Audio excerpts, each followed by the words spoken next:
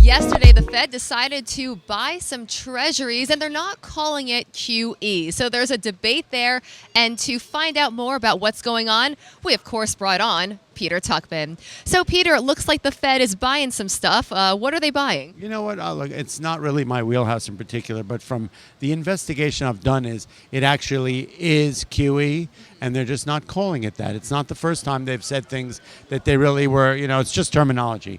Basically, look, we've talked about one of the things when we started lowering interest rates was what are they going to do with their balance sheet? That was huge, and they were going to unwind that. And then for a while, if you go back to the financial crisis, they were buying $85 billion in treasuries a month.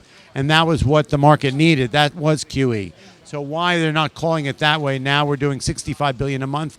We're adding to the balance sheet while we're unwinding some other instruments. We're getting back into the treasuries. So you know what? I don't think it's a bad thing. There's nothing wrong with calling it QE. If they feel by lowering interest rates, they're obviously telling us that there are some headwinds in the economy. Most of them, I would think, is probably some global slowdown, in global growth. And I think it's a lot of the uncertainty still about this China thing. Hey, Peter, let's talk about retail sales because we did see the market react negatively to that. We were expecting an increase. So what happened? What'd you find out? I'll tell you a funny story. So last week I went to Comic-Con, and the largest toy trade show in the world.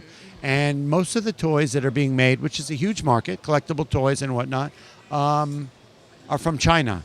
And I happened to chat with somebody there who said, talked about the effects of anxiety about the China problem and the huge tariff problem as an incredible effect on Walmart and other stores that basically completely put the kibosh on their large orders for Christmas because they don't know what the cost is going to be, right? So I think that's where we're seeing that, and that's just an example of it. But I think we're seeing that's probably going to wear and tear on retail all in general, right? Retail is really, a lot of it's based on tariffs. A lot of it is still unknowns. So I would imagine rather than they put in huge orders for Christmas, they may have backed that up a little bit, and that may be what we're looking at.